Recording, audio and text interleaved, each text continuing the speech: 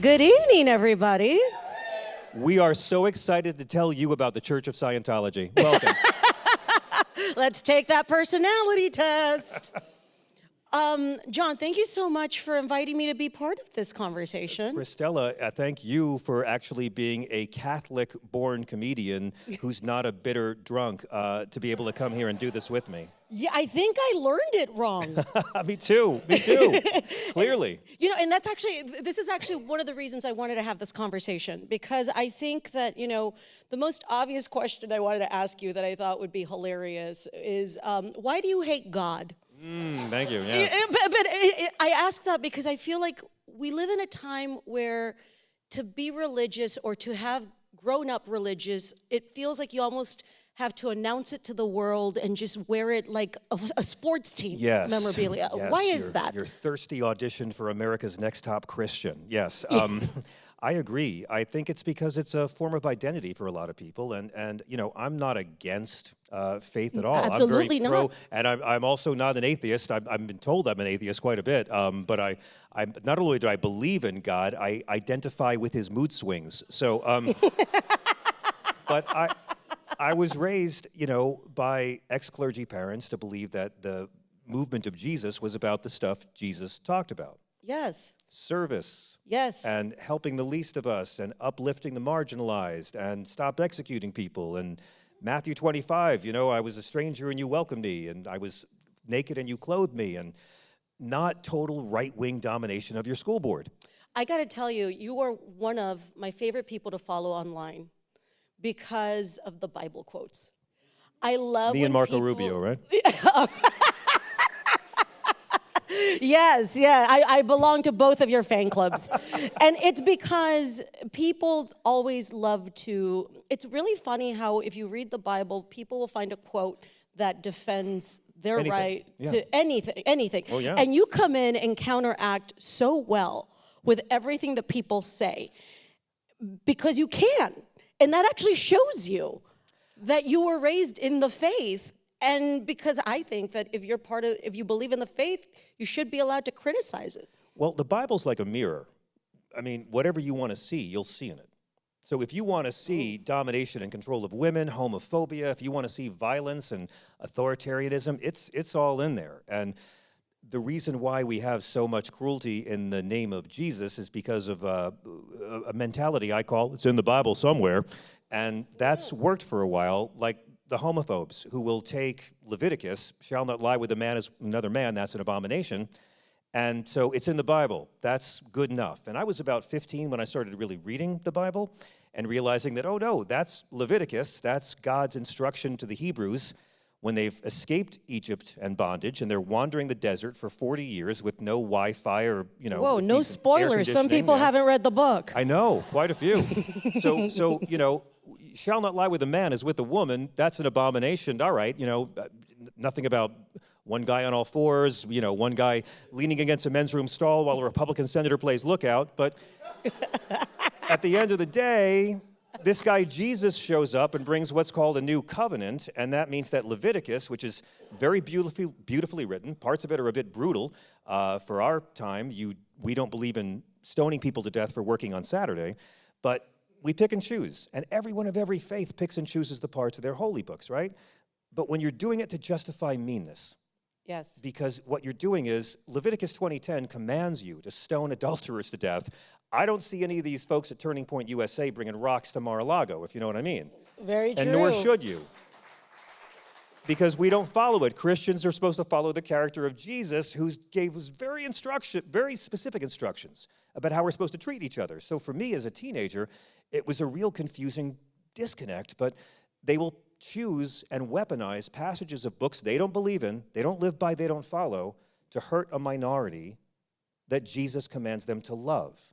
And you don't need to believe in any of the Bible as absolute literal fact to call this out as some unholy, blaspheming bullshit.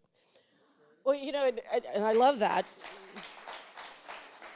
For those of you that might not be aware, I actually, your parents, their love story. We should clear that up, yes. We should explain that. I tell your parents' love story like they're my parents. I think it's one of the most beautiful, incredible stories to ever exist. Please, because right now we are in person, but we can also see at home. So there's people at home watching this conversation. So for people that might not be familiar, just tell them a little bit about your mother and your father, which in your book you say they're sister and brother. No, my mother was a sister, my father was a brother, and I am the whitest guy you'll ever see. But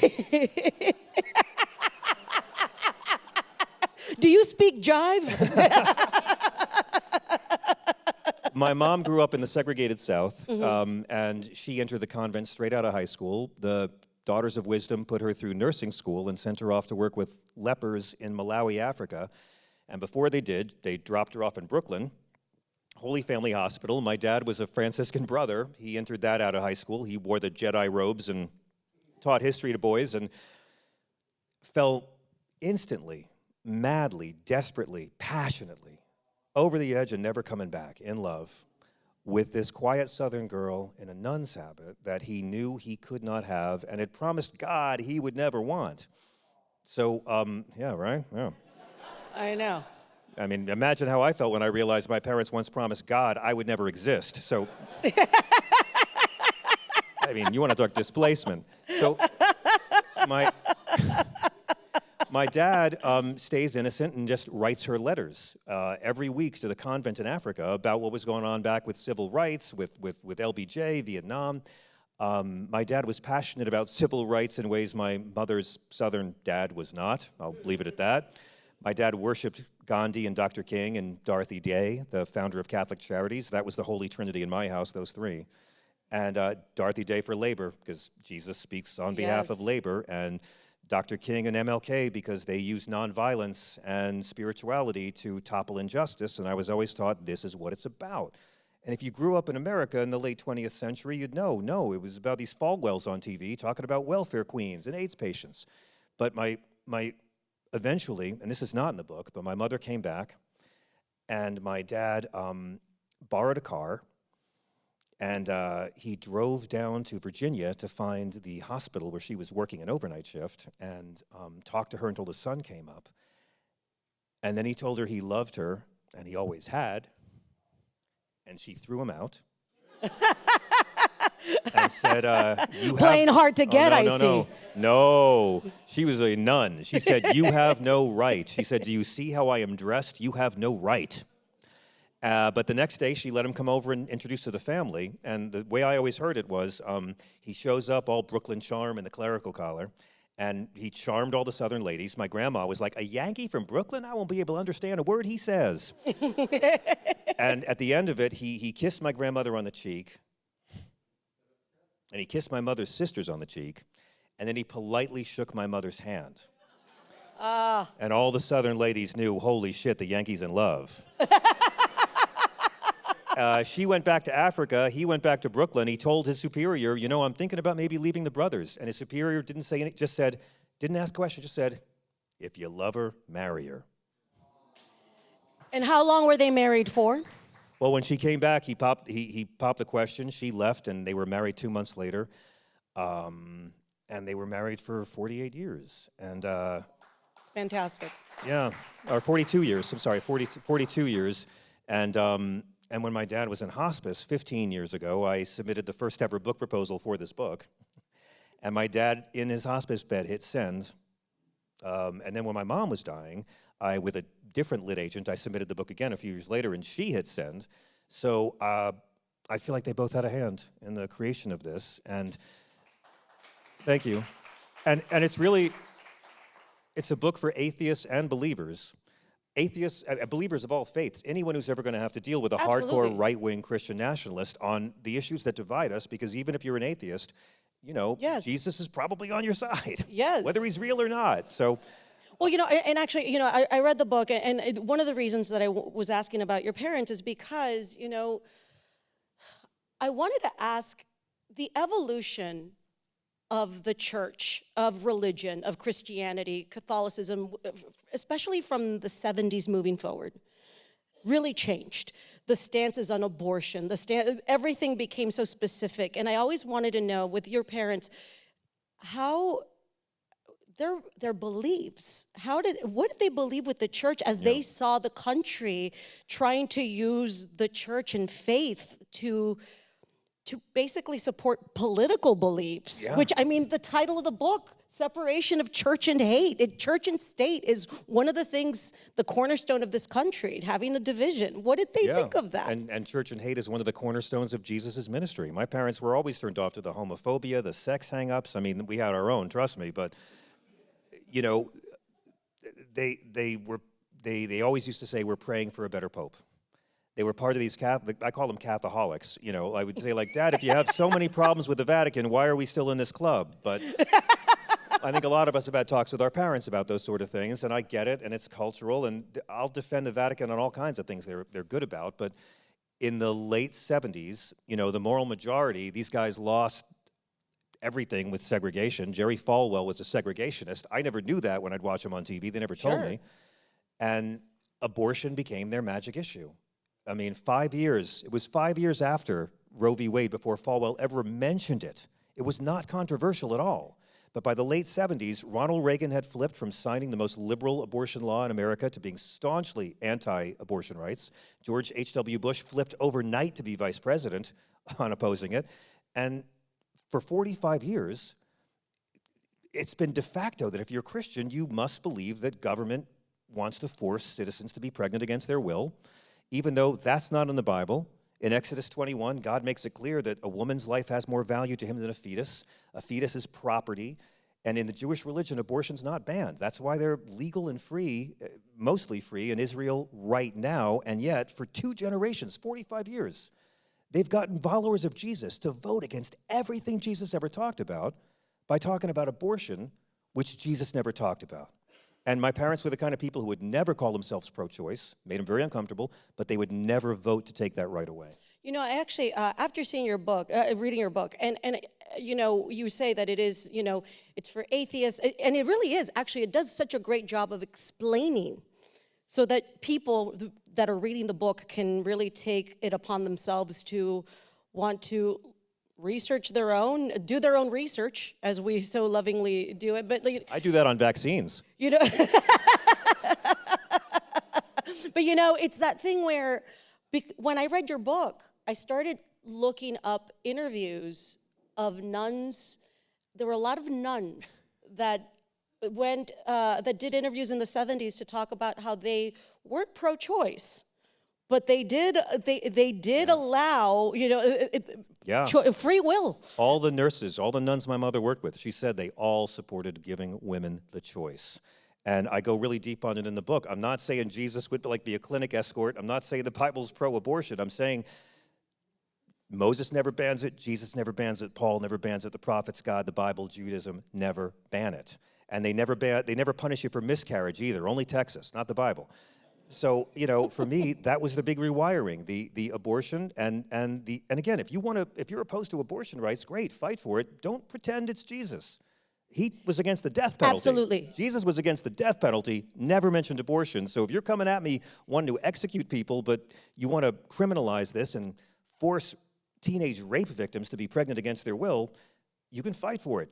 But if you're going to say it's Christian, I'm going to call you out. And I think so many people have grown up in this country thinking this religion I was raised in was about love and empathy and helping the less fortunate. Now it's about control and conservative power. And I wrote this for all the people who were raised religious and now consider themselves spiritual because they're so turned off to the meanness. And, you know, I just feel like that's a great unserved demographic in this country. And the Democratic Party's not going to do it, and the media's not going to talk about it, so it's up to us.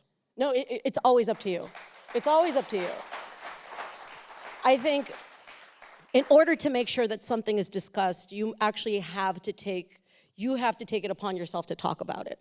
You know, that's the only way you know for sure it'll happen. And, you know, reading this book, I remember when I finished reading the book, I emailed him and I told him, I always thought I was very Catholic. And then I met John and I realized I was diet Catholic. You put me to shame, which is such a Catholic thing to do. Well, the Jews invented guilt. We perfected it as shame. That's how it works. If you feel bad about something you did, that's guilt, and that can be good. If you feel bad about who you are, that's shame. And if you feel shame because you think God wants you to feel more guilt, that's Catholic, and that's how it works. But to me, it was so interesting. I've read the Bible. I was raised in a Catholic household, and even reading your book, it taught me things. It reminded me of things that I would forget. And you actually touch upon it in the beginning where you really describe how long Jesus Christ actually did his teachings, because a lot of times when you grow up, you think that Jesus, from the moment he was born to like when he died, He's just late went bloomer. around as a little kid. He's like, "Do not step on that Lego, my friend." Like, but it really wasn't. It was really condensed. And Rice wrote some pretty fun novels about that. But yeah, about 7-year-old Jesus. But no, it was 3 years, man. I say in the book, I think it was like about a little longer than the Smiths and the Sex Pistols, less time than Cream and the band, about the same time as the Jimi Hendrix Experience, even. 3 years doing this. And so, but for so many of right-wing Christianity, Jesus is three things: the manger, the miracles, and the cross. Not those 3 years. He spent teaching and explaining what a country would have to do to earn the label Christian nation. I mean, to me, it's like, believe in the miracles, great. That's the best part of every Jesus movie. But if you're fighting for Jesus, but you're not following his teachings, if you're voting against his teachings, then we get to call you out on that, and you don't get to force your narrow version of your religion on the rest of society. And that's what scares me about Absolutely. Christian nationalism and the Seven Mountains Mandate. They're not pushing Jesus. Donald Trump didn't appeal to evangelicals by saying, "I promise to do the things Jesus wants us to do." No, he said, "I'm going to put you on top. You're under siege, and I'm going to make you." He just promised power. Yes. That was it. They don't care about the teachings. And now he has the gold statue of him with the Bitcoin. And the one of him and his pal Jeffrey Epstein that just got taken down, too. Hashtag Tylenol. Tylenol. Warning, by the way, like, you think we'll ever hear about the Tylenol causing autism again? Like, he's programming a TV show. He throws it up for a day and then sees how it tests with focus groups. Absolutely. Yeah. You're never going to hear it again. Yes. And Dr. Oz was on stage. And Dr. Oz wasn't RFK, who sounds like Darth Vader's sleep apnea machine when he breathes. Dr. Oz looked as embarrassed as I was when I had to interview Dr. Oz on Page 6 TV. It was just, but so here's my because I was even telling you right now backstage, the release of this book is so timely. It's so oddly appropriate for everything that has happened in the past couple of weeks, where you have the death of a conservative podcaster. yes. That was terrible, and no one should go through that.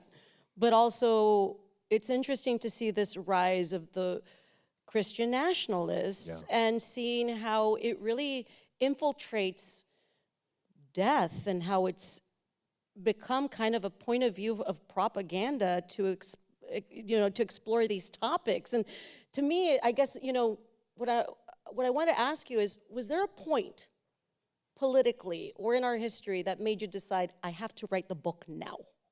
Was there like an inciting incident in the past couple of years that made you think, this is the time for this book? When I first started thinking about writing it, it was a response to the Iraq War. Really? So I was like, how can this be? How can you say you're Christian? I mean, we've been through this in this century not too long ago. How can these people say, and he lied, and Americans died, and you're okay with that? And so, we've sort of been in this boat before. Mm-hmm. I've wanted to write this for a very long time, but I wasn't ready to do it when I first started. My first stabs at this were, I just wanted to be a young, angry George Carlin and tear them all down. And it was too angry and strident. And I had to actually become a dad and move from fire to warmth to do this. I had to be willing to do dad jokes and be square and not make an angry screed, but write a book that was fun to read and didn't make you angry. It's actually very typical for comedy, too. It's like sometimes you'll write a joke and you realize that you can't encapsulate what you can't really explain the joke. You can't do it justice the way that you want to do, so you kind of retire it for a while. Yes. Until you go back and you revisit and you think, oh, now I'm ready to talk about it. Yeah, in writing this last year, I kept wondering, well, who's going to be president when this comes out? And my rationale was, if it's Trump, well, that'll be better for the book. And that's how I managed to get through it.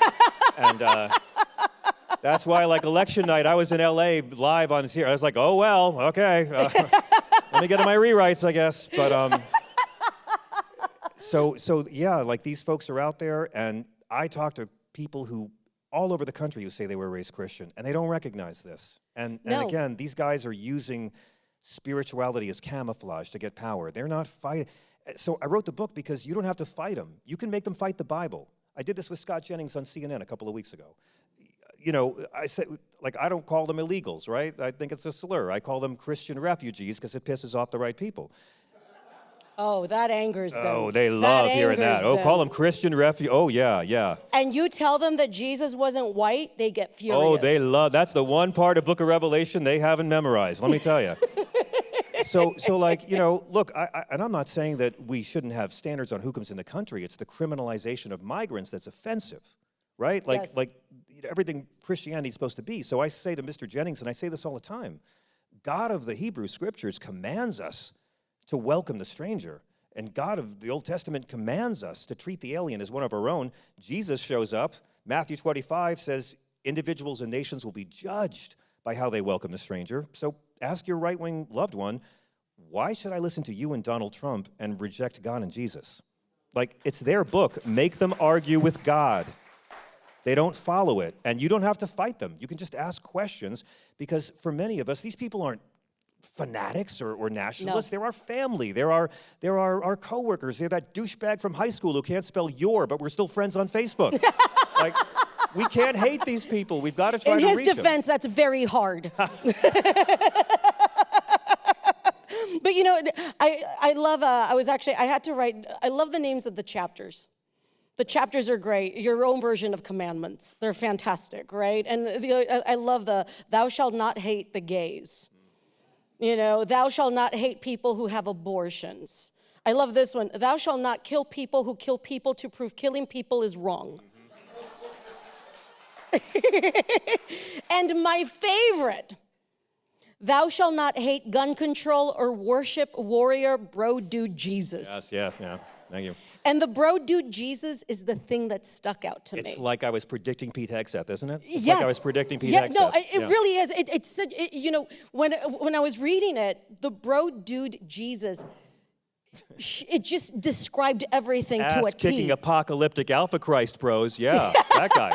Heavily armed Jesus patrolling majority white neighborhoods and taking down whoever. Yeah, that's... And it's weird, you know, because, you know, in my special at the end, I say it's weird to live in a time where people that wear crucifixes around their necklaces, claiming they love Jesus, are trying to deport Jesus from his family. Thank you.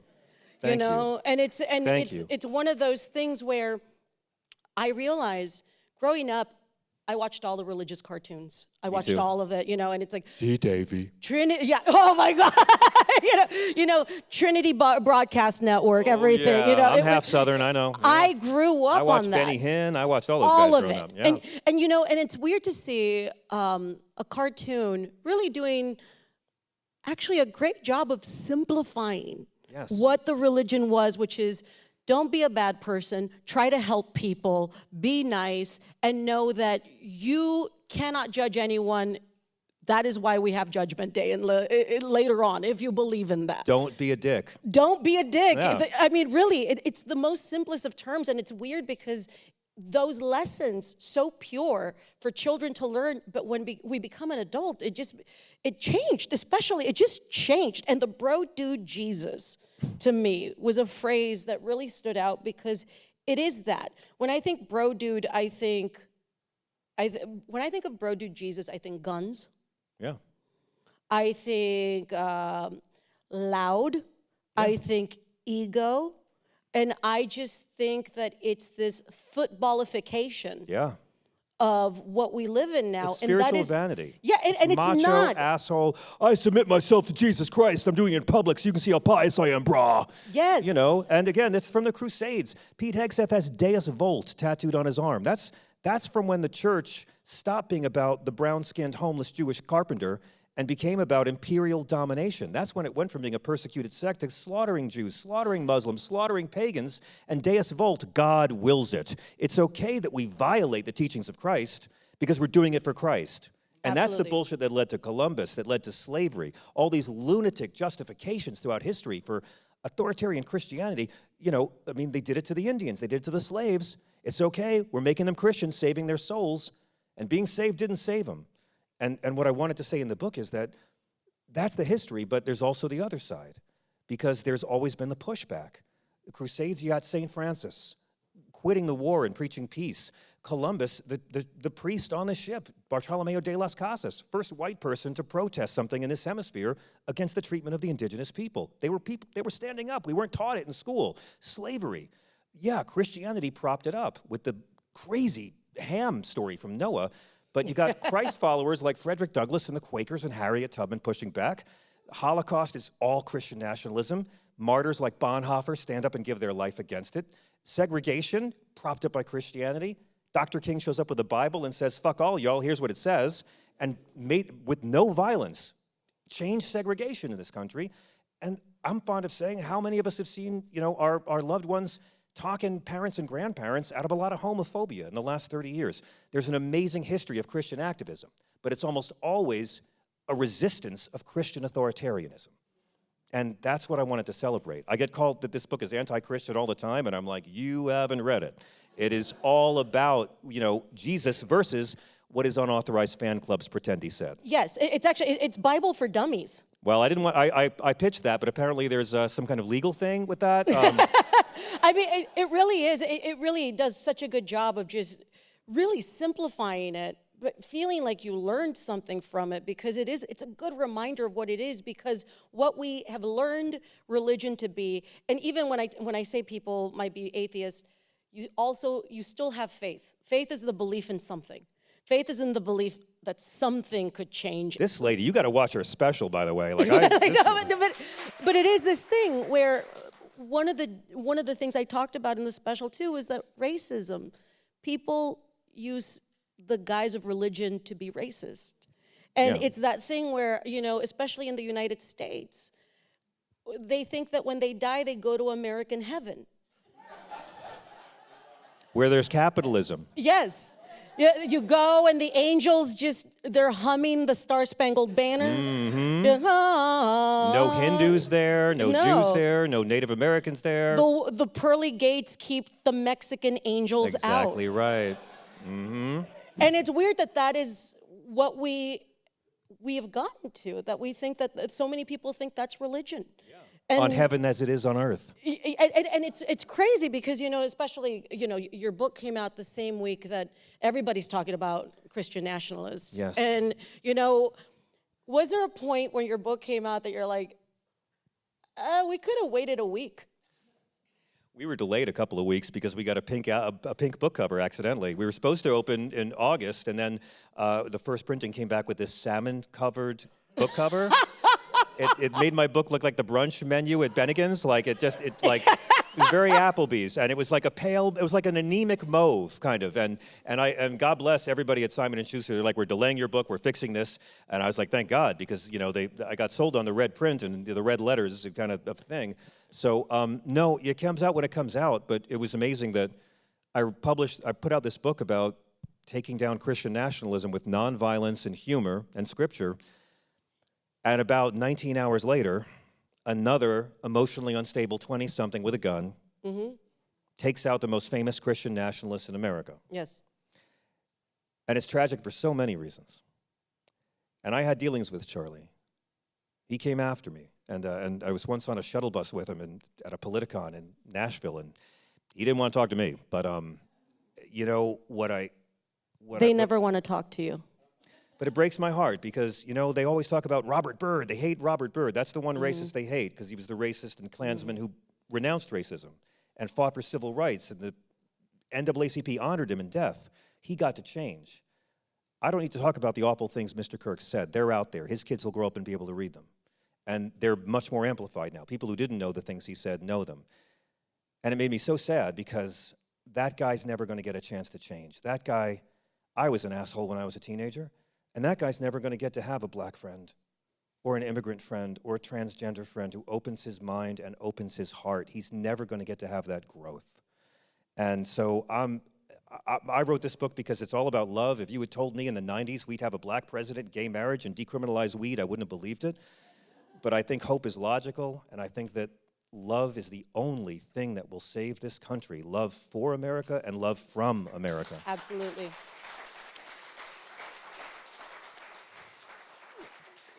There is something weird, though, that because you do believe that support and love is the way to do it, but if you don't side with everybody's extreme views, they see you as the problem. Yeah. And why?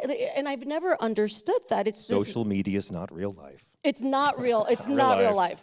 And it's funny because people think that by being loud, you represent the majority of people. Yeah. Just by being loud. And Klansmen always find a way to hide their face, you know? You don't need a hood when it could be anonymous on Twitter. So did the ICE agents, right? Yeah, exactly. Yo, I mean, you know, it's well, like, if you want a job where you can be a thug and a coward, that's the one.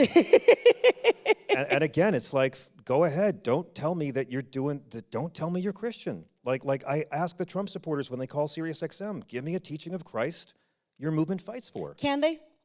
No, but you'll find out how little they know the Bible. Try it with your family. What's one teaching of Jesus that Donald Trump has fought for legislatively? His movement, Mike Johnson, the GOP. First thing I get is abortion. I'm like, not in the book. Show me where Jesus talks about it. There's no penalty for abortion in the Bible. They'll say, well, a strong border. I'm like, no, God doesn't recognize our borders. They command us to welcome the stranger. And the third thing I always get, and I really do get this, he moved the U.S. Embassy to Jerusalem. And then I have to gently explain that at no point in the Bible does Jesus talk about the United States or where our embassy should be in the year 33 AD. It's not in there. They haven't read the book, and they're counting on you not having read the book, and we don't have to hate them. But in a democracy, we have to beat them. We have to beat them because they're trying to force a version of Christianity on everybody that's mean and exclusionary. And this week we saw it with the rapture shit. Once again, like... Man, how many raptures? We're in season 8 of the raptures. Oh my God, there's so many. I mean, we just keep getting raptured. And it keeps getting picked up for another cycle. I mean, Seriously. it's the Real Housewives of rapture. Exactly right. Because they're addicted to it. They're apocalypse. They can't get enough.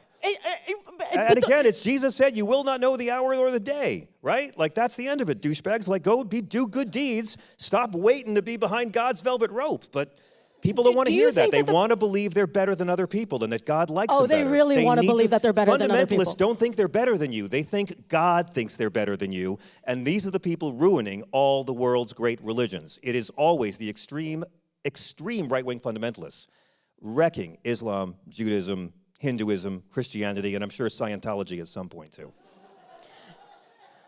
John, I love that at the very beginning of the book, I've heard you say it before, you simplify what Jesus was.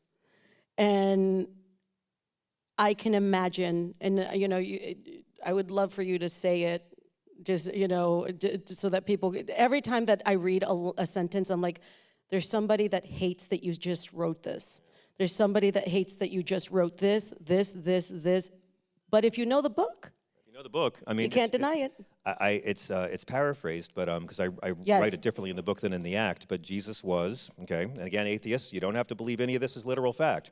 But Jesus was a peaceful, radical, nonviolent revolutionary, hung around with lepers, hookers, and crooks, never spoke English, was not an American citizen, was anti-wealth, anti-death penalty, anti-public prayer, Matthew 6:5, motherfucker, anti-public prayer, never anti-gay, never mentioned abortion, never called poor people lazy, never fought for tax cuts for the wealthiest Nazarenes, never asked a leper for a copay, never said torture is okay sometimes, and he was a long-haired, brown-skinned, that's in Revelation, brown-skinned, homeless, community organizing, anti-slut-shaming, unarmed, authority-questioning, authority-challenging, Palestinian liberal Jew. But only if you believe what's actually in the Bible. And the good news is you don't need to believe in it as literal fact to take this away from the people who are trying to wreck our democracy and wreck the religion at the same time. You can thump Bible thumpers with the Bible. Take away their camouflage and make them argue the points on their own merit. They don't have sacred backing.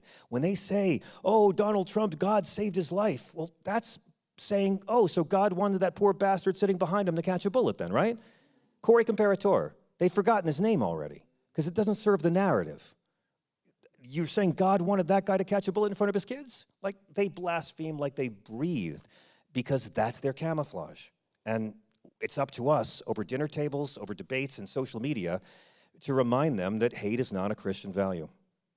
You know, what's funny is that, I ordered a T-shirt that Gavin Newsom was selling, and it's a picture of Jesus hugging Gavin Newsom. And Jesus is standing next to Kid Rock, and they're praying over Gavin Newsom. And I wore it, and I posted a picture, and people were so angry with me because they're like, how dare you? And I'm like, how dare you? Your guy does this all the time. All the time. Trump, he dresses himself up as a video game character and just posts ridiculous questions. But when you do it on the other side, now we have standards. Yeah, that's why I just ask him, what's your favorite beatitude? You know, don't fight him. Just say, like, what's the teaching of Jesus that he fights for? Tell me. Like, put the ball in their court. And here's what I find. They won't like it, but very often, sometimes, they'll appreciate you took the time to actually engage them on Scripture. Yes. You don't have to slam dunk them. You're not here to own the cons. You're just here to, take this bullshit out of the way and move forward. And I find you get a lot farther convincing your racist uncle that Jesus wasn't an immigrant-hating homophobe than if you just call your uncle an immigrant-hating homophobe. And that's why I wrote the book as a guide. There's more dick jokes in here than most books about Scripture. So, the book is very funny. I mean, I want you to know I was texting you what I liked as I was reading it, and I'm like, I have to fucking stop. He knows what he wrote. But like when you see a joke, you're like, oh my God, it's very Chris Farley show. Yes. where I'm like with Paul McCartney, like, you remember when you were in the Beatles? Like, that's how I was with you. Yeah, I'm like, you remember when you wrote that joke? That was funny. Like, I love that you did that, by the way, because you were one of my friends who actually read it, so thank you. But, there's something, it is, you're a father, and I wanted to ask, how do you teach? How do you teach religion now in the time that we live in when you see all of these awful people using it? Yeah, I don't teach religion. Yeah. I'm married to someone who would never consider allowing me to raise him Catholic, so that cut that out of the way. And I don't teach him religion. I teach him God, I teach him the Scripture, I teach him Jesus, I teach him love and what it's about for taking care of others, standing up for those who are weaker than you. I'm not teaching him dogma. I'm not teaching him body shame. I'm not teaching him sex hang-ups. I'm not teaching him that he's better than anybody else. I'm not against religion. I'm against fundamentalist religion. And for me, I'm just trying to raise a spiritually courageous person with compassion and guts. And I'm trusting that the rest of it will take care. It does seem interesting that spirituality doesn't seem to be as important nowadays. When people say, with Christian nationalists, it's not about spirituality. They don't like that word. That's they a do pagan. not like oh, that that's at all. woke. That's spooky witchcraft. That is right? woke. Yeah, yeah. And again, it's like. But I think when I first pitched the book, I think they say the largest scoring religious demographic are Mormons, and some say it's Islam, and some say it's none of the aboves. I've always said it's people raised religious who now consider themselves spiritual because they're so turned off to the meanness and hypocrisy of men in dresses and funny hats.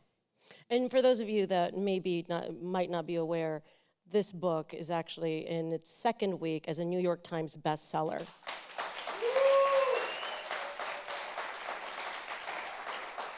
And I just have so much praise for Avid Reader Press at Simon & Schuster because I pitched this book so many times, and I was told by managers and agents and publishers that it's third rail, no one wants to read this. It's wait, for atheists and believers to guide to write, and these guys took a chance on it, and with no TV support, all my cable news appearances were canceled the week we were released because of what happened. And I was so heartbroken because I really wanted to spend time with Chris Cuomo, and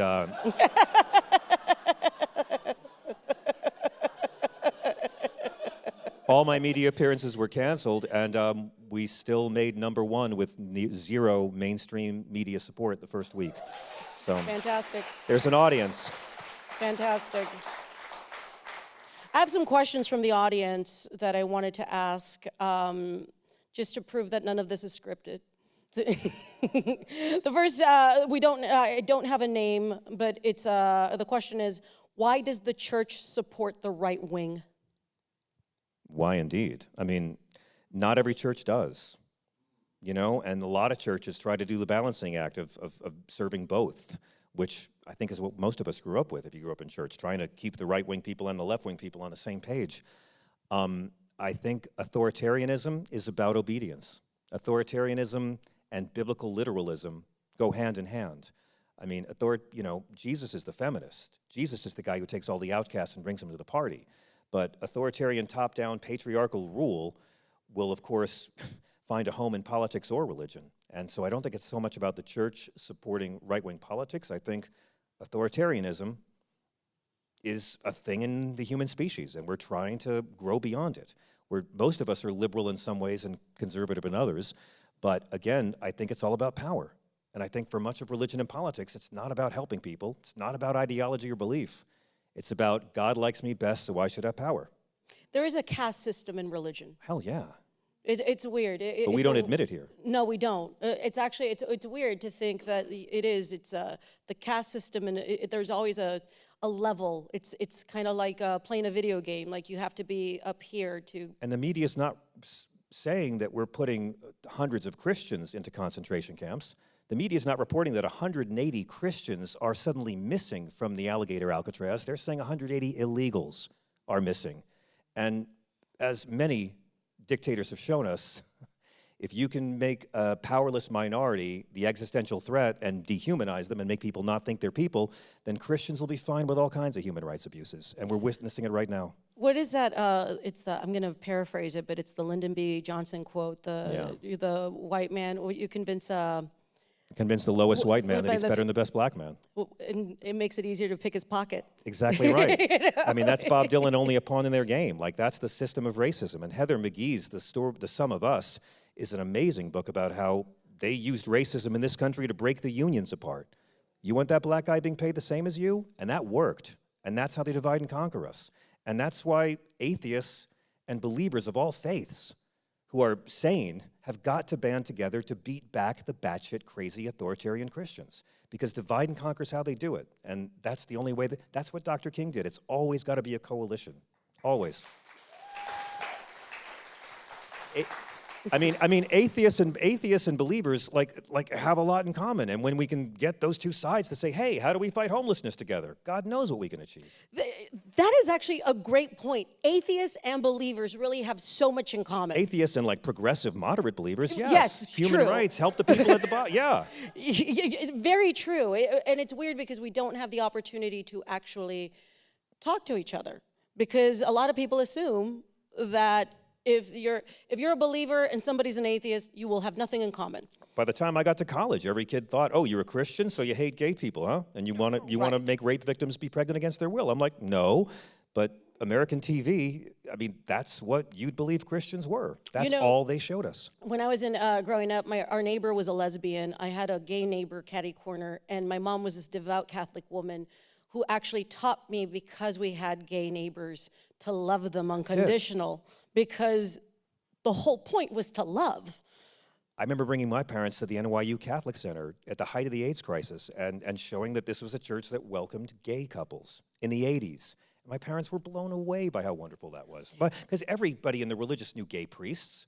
Everybody knows gay priests. I mean, right? We all, you know. When my mother was... My mother once said, "Oh, the priest is retiring." I said, "Which one, the gay one?" She goes, "Not the really gay one." Like, everyone grew up around gay priests. And for centuries, that's what it was. If your son wasn't into girls in the old country, you'd put him in the convent. And if someone messed with your daughter, they put your daughter in the convent, and your son would go into the priesthood.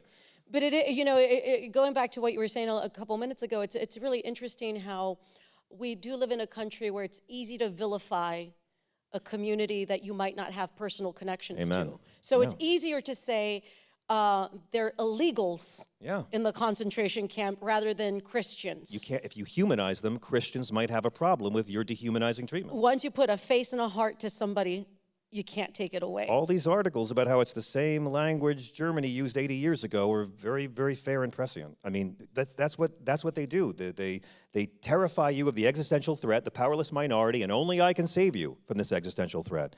It's fascism 101. Here's our next question. How does Christian fundamentalism differ from Jewish and Islamic fundamentalism? Honestly, I think they're all the same team. I really do. I talk about this in the book. I break fundamentalism down into a few chapters, a few traits that they all share. The further to the right your religion is, doesn't matter the religion, Hinduism, further to the right it is, women are always second-class citizens. Every religion, the further conservative yours is, women are always, God made 51% of them, just not as good as 49%. Second thing, always the sex hang-ups. The more conservative it is, women enjoying sex, gay people enjoying sex, only procreation, right? Shame, body control, etc. Third, violence is okay if my side does it. The more to the right your religion is, you will justify violence because you're on the side of the one true God. If someone's against me, they're Satan. God won't be mad if I shoot Satan, right? And fourth is always a focus on punishment over healing, always with fundamentalists. And finally, this penchant for victimhood. Like, I can do anything shitty and cruel I want because of all the bad things that have been done to me. All the time. That's how Trump sold himself to evangelicals. And it's spiritual death to me. I mean, that's what they all have in common. And I think that right-wing Muslims have a lot more in common with right-wing Christians than right-wing Christians have with moderate Christians. I put them all on an island and let them fight it out. That's how I feel. Let all the fundamentalists fight it out together. You know, the victimization is actually, I think it was very apparent in the past couple of weeks. Oh, yes. Where, you know, and I call it the white male minority. We are the majority and we are oppressed. Yes. Yeah. Yes. We are powerful and strong and we are victimized. Yeah. Look at what we did to us. Yeah. How dare we do this to us? Joe Biden is a socialist mastermind with confusing dementia. It's always it doesn't matter. When you suspend disbelief on basic spiritual things, you'll believe anything. Our last question, which I saved to the last because it's so appropriate for you. From Little Richard to George Harrison to Bob Dylan, thoughts on Christian rock, gospel, a message or a phrase, and this is from Mitch. Oh, Mitch. Well, this lady wrote a great book about pop music called Music to My Ears that I really recommend. And I love that you talk about music and write about music. You know, look, the problem, I say this in the book with most Christian rock, is that it breaks the commandment, thou shalt not suck, but... Don't talk about Stryper like that. Fucking Stryper. You went to fucking Stryper. 1989, baby. My brothers just saw Stryper recently. Oh, my God. How really? They're doing all right? They're still breathing on their own, They're Stryper? still striping. They're still striping. You know, look, Little Richard, I mean, his sexuality mixed with his gospel madman was why he was such a great artist and compelling performer. I love Bob Dylan's born-again Christian phase. I don't care what he is. He writes, the Jews write all the great Christmas albums anyway. Irving Berlin and Barbara Streisand and Neil Diamond and Kenny G, they already do all the good Christmas records. And Bob Dylan's, his Christian stuff is really evangelical. I love U2's. Most of U2's stuff is about God, and they pretend it's about a woman, but most of it's very heavily biblical. I love that stuff, and I think when you can do it interestingly, where it's not propaganda, it's just a good song that happens to be about God. Most of Dylan's songs, I think, as an old man, it sounds like he's complaining about a woman, but I think he's complaining about God, you know? When it's just, oh, Savior, oh, we're so awesome in your glory. I mean, it's just cliche to sell bad records to dull people who have nothing interesting to say. There's so much boring Christian rock, and considering how interesting Jesus' life is and what an interesting character he is, it's amazing how they're so committed, like MLK, to watering him down into a marble statue. Oh, so good. So good. Thank you, Mitch. We're going to wrap up in a little bit, and I want to ask you, for the people out at home, first of all, just to remind you, there are signed copies that are going to be for sale after this talk, so please pick up a copy. Book World. The book world, the literary world it's not movies, it's not TV. Every sale helps everything. It's always about real life algorithm. You know, you buy, you suggest, you do it all helps. And I think it's such an important book It really is. Like, honestly, your book was the first book I read from beginning to end in 2 days. Actually, that I actually finished it. There's so many books I start that I'm like, I'll get to it, and I don't.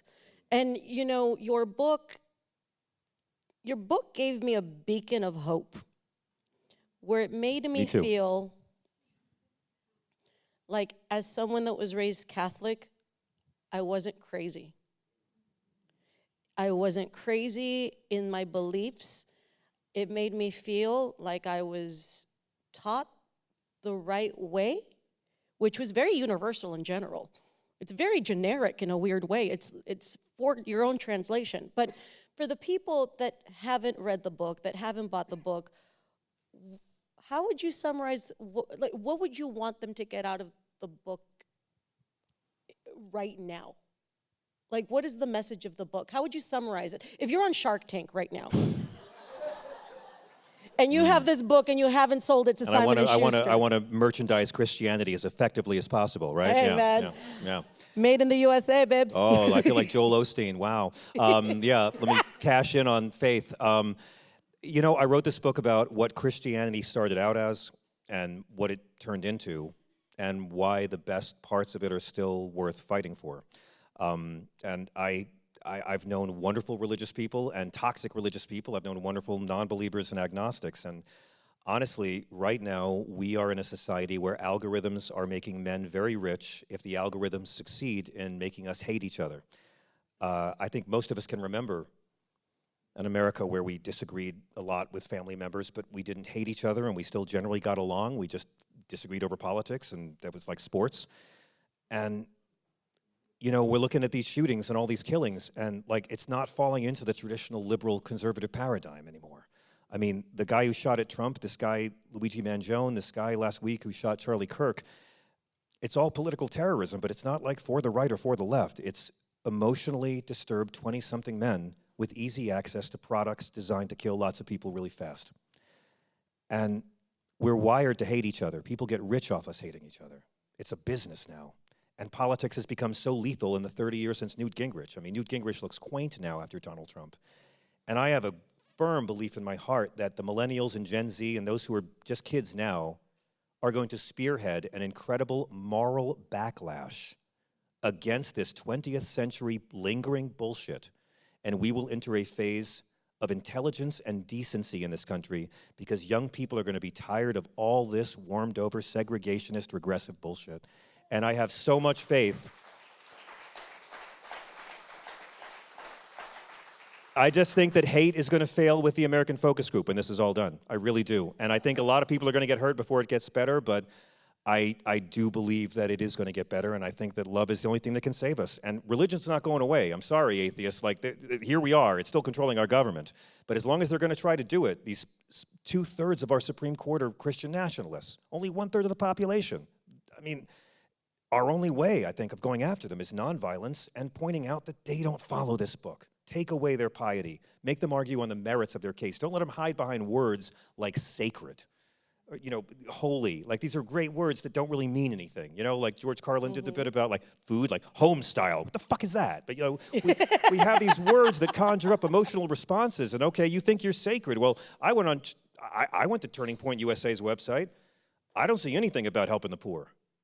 I don't see anything about caring for the sick. It's all about conservative Christian power, man. And they're trying to wreck the country.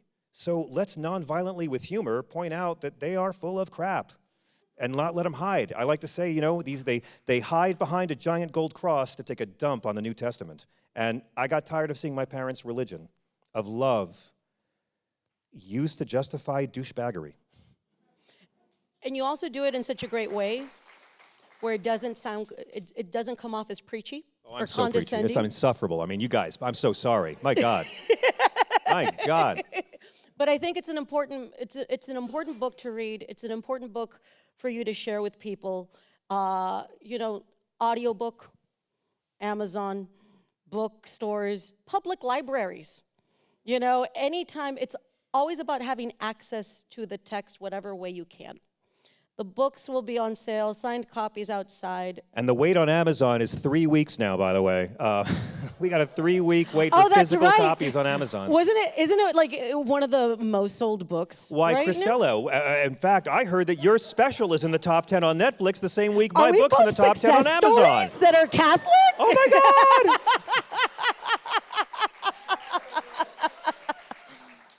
I love This it. is a nice week. It's nice to see you this week. It's a really good week. It's a really good week. People got good taste. And I think I was gonna say I wanted to congratulate you for being a New York Times bestseller, but I also want to congratulate myself for agreeing to do this before you became a New York Times bestseller. Look at this, right? That's pretty impressive of me. I mean, you want to talk Christian charity? Holy shit, folks! But I think the message we should leave on is I do believe that things will get better. I love that you believe in love. And I think it is a stark reminder that we have to, in the purest sense, it's what we have. Aside from the cynicism, the negativity, the questions, the purest thing we have is hope for something better, love and support for each other. And your book really inspired me in a way that I hadn't felt inspired in a long time, possibly since the first time I read the Bible. Thank you.